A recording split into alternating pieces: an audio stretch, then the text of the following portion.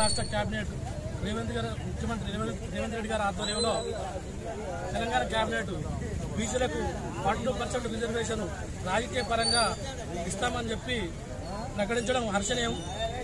దానికి గాను మా మైలూరు మండలంలో కాంగ్రెస్ కార్యకర్తలు, నాయకులు, ముఖ్య నాయకులు, బీసీ నాయకులు, అన్ని వర్గాల నాయకులు, బడుగు బలహీన వర్గాల నాయకులు అందరూ కలిసి బాణసంచా కాల్చి సీట్లు పంచుకోవడం జరిగింది.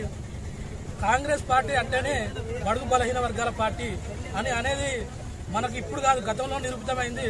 మరొకసారి చారిత్రాత్మక నిర్ణయం, ఒక బీసీలను కానీ ఎస్సీ ఎస్టీ బడుగు బలహీన వర్గాలను రాజకీయంగా ఎదగడానికి కాంగ్రెస్ పార్టీ ముందంజలో ఉంటుందని చెప్పి మరోసారి కాంగ్రెస్ పార్టీ నిరూపితం చేసింది. మాటలు చెప్పే ప్రభుత్వం కాదు, చేతుల ద్వారా చేసి చూపెట్టే ప్రభుత్వం అని చెప్పి బీజేపీ ప్రభుత్వం ఎంత ఇబ్బంది పెడుతున్నా కూడా రాష్ట్ర కేబినెట్ లో ఆమోదం తెలిపించి గవర్నర్ దగ్గర పంపడం జరిగింది. తెలంగాణ కేబినెట్ అంటే తెలంగాణ కేబినెట్ కాంగ్రెస్ పార్టీ ప్రభుత్వం అంటే బడుగు బలహీన వర్గాల పార్టీ అని మరొకసారి నిరూపితమైంది. దానికి కానీ బీజేపీ వాళ్ళు కూడా మేము ఇస్తాం 42%, 46% ఇస్తామంటున్నారు. కానీ మా తెలంగాణ కేబినెట్ ఇచ్చిన ఇది ఆమోదం తెలిపిన దాన్ని మీరు దాన్ని ఆమోదించండి. మీరు అప్పుడు బీసీలకు న్యాయం చేసిన వాళ్ళు అవుతారు. కానీ ఏదో మాట వరుసకు మేము 42% తెలంగాణ కేబినెట్ చేసి చూపెట్టినాం.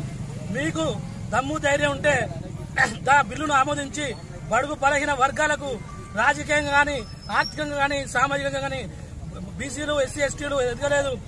ఎంతో కొంత ఎదిగిలంటే గతంలో కూడా కాంగ్రెస్ పార్టీ ఆధ్వర్యంలో ఎదిగిలు తప్పితే, కాంగ్రెస్ పార్టీ ద్వారానే ఎదిగిలు తప్పితే వేరే పార్టీ కూడా బీసీలకు, బడుగు బలహీన వర్గాలకు ఏ ఒక్కరు కూడా న్యాయం చేసిన పార్టీ కాదు.